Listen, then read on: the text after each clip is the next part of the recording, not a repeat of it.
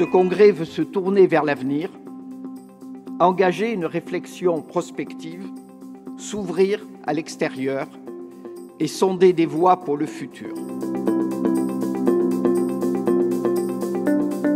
Nous l'avons voulu d'abord comme un congrès de mobilisation des énergies, de mobilisation de nos énergies collectives. Il est temps que nous fassions bouger les lignes et que nous gagnions un certain nombre de nos combats.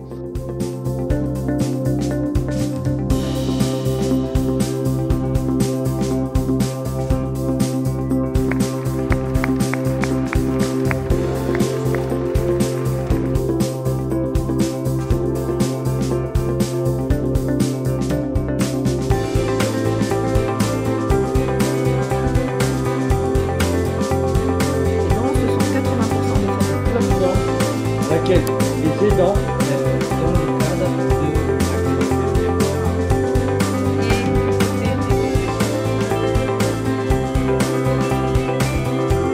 de... Jamais personne n'a manqué, tout le monde arrive à l'heure.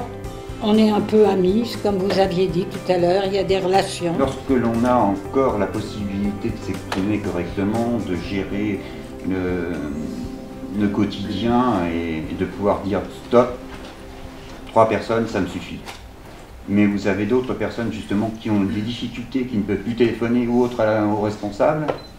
Alors on leur envoie la personne qui est disponible ce jour-là et ainsi de suite. Et ce sont des plannings et vous avez X intervenants. Je dois d'abord dire, je le dis tout le temps, ma grande reconnaissance à l'égard des professionnels de l'aide à domicile. Parce que sans eux, je ne sais pas comment les aidants pourraient accomplir vraiment leur mission. L'entourage compte beaucoup pour nous. C'est un appui parce que ça nous donne des éléments pour pouvoir travailler avec la personne, pour pouvoir travailler auprès de la personne. Je m'adresse à des êtres humains, voilà, qui ont chacun leur histoire, leur vécu, des attentes et des besoins différents. Donc fatalement, je vais m'attacher à certaines personnes. Je lui apporte du bien-être, j'ose le dire, parce que elle m'a fait part un petit peu de sa vie, de ce qu'elle avait fait. Et au jour d'aujourd'hui, ce qui la retient chez elle, en gros, c'est son environnement. Et je m'attache à ce qu'elle puisse continuer à être bien et à vivre dignement dans son environnement, malgré ses pauvres moyens. Il faut aussi avoir la bonne humeur, parce que c'est vrai que si vous arrivez chez quelqu'un et que vous faites la tête, ça se ressent aussi. Donc je pense qu'il faut déjà aimer son métier. Je pense que ça c'est important.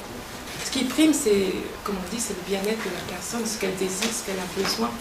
Et ce qu'elle veut, c'est être reconnue. Et avant tout, on est là pour soutenir et surtout de reconnaître que la personne qui est là, elle a des choses à dire et que toute personne qui intervient autour d'elle ne doit pas s'approprier sa souffrance, sa maladie au nom du savoir, au nom de je ne sais quoi, voilà, parce que effectivement, tous on a des connaissances, mais la connaissance qu'on ne doit pas oublier, c'est que l'important c'est ce que la personne peut dire, aussi bien verbal que non verbal. Si on n'est pas là pour leur imposer des choses, on est chez eux. C'est ça ce qu'il faut respecter, c'est le fait qu'on est chez les personnes. Je crois qu'il faut lutter sans relâche et il ne faut pas avoir honte de l'affirmer haut et fort, même si ça va parfois à l'encontre de ce qu'on peut lire dans la presse, et notamment la presse économique, que l'aide à domicile n'est pas seulement un coût, au motif qu'elle serait financée en grande partie par des prélèvements obligatoires. Bien au contraire, c'est comme l'éducation, comme la santé, comme de multiples infrastructures collectives.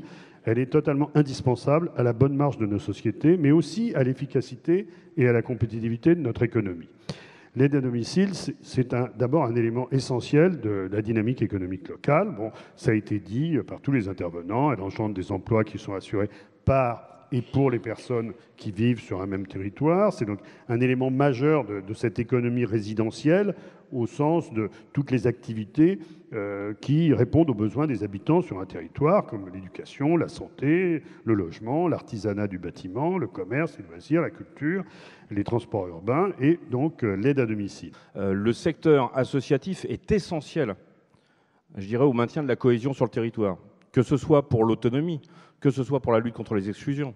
Et les collectivités, nous ne pouvons pas agir sans ce tissu associatif. Si demain, je suis handicapé, âgé, que j'ai besoin d'une réponse pour rester à mon domicile, je vais peut-être avoir besoin de graduer cette réponse en mettant de l'HAD, puis du SSIAD, ou d'abord du SSIAD, puis de l'HAD, le tout avec de l'aide à domicile et bien entendu du portage de repas, du transport accompagné. Vous connaissez tous les services. Une des raisons principales pour lesquelles j'ai pris le cap SPASSAD, c'est pour casser les silos entre les métiers, et c'est pour que les différents intervenants auprès d'une personne âgée travaillent ensemble, échangent ensemble. C'est plus de valorisation de leur activité dans le travail, plus de qualité du travail.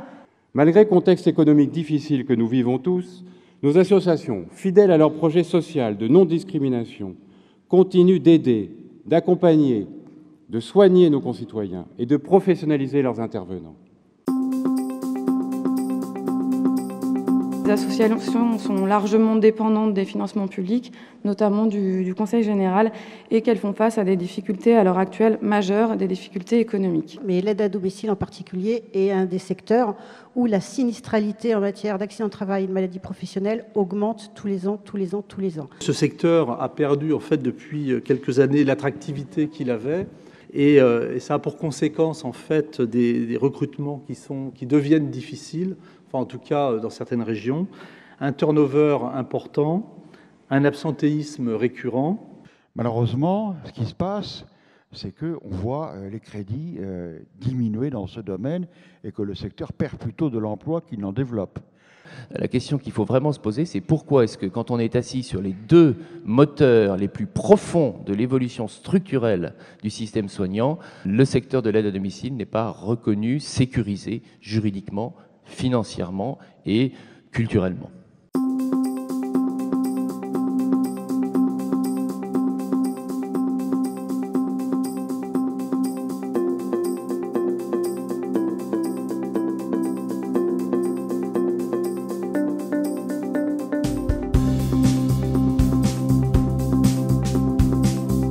Entre deux, tu sais, entre enthousiasme et déprime. Ça, c'est les politiques. Hein. Ouais. Ils sont déjà plus là, ils ne sont pas encore arrivés. Ils sont excusés. Marisol, vous avez des questions? Résumons l'irrésumable. On monte sur le plateau technique, mais ceci est une fiction. Ouais. Dans le rural, eh bien, il y a plus d'associations, c'est bizarre, hein? Ouais. Et dans l'urbain, il y a plus de privés. C'est bizarre, hein? Et qui se disent la qualité sur de la perte, c'est de la merde. Le Bataclown. Merci.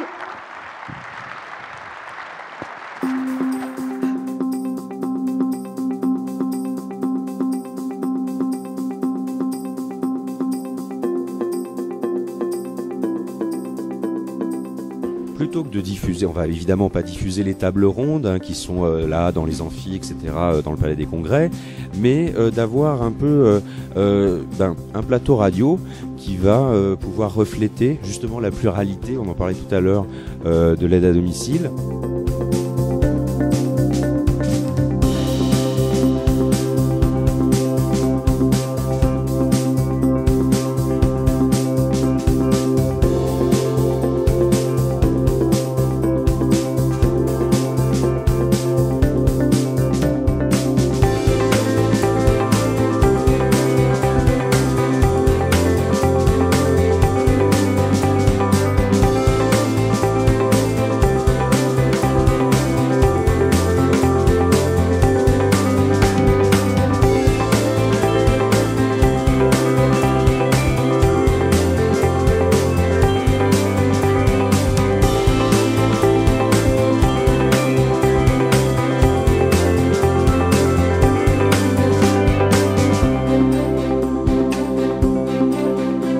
Ce congrès est une réussite.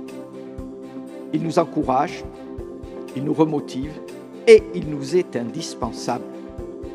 Ce congrès doit sa réussite à toutes ces personnes.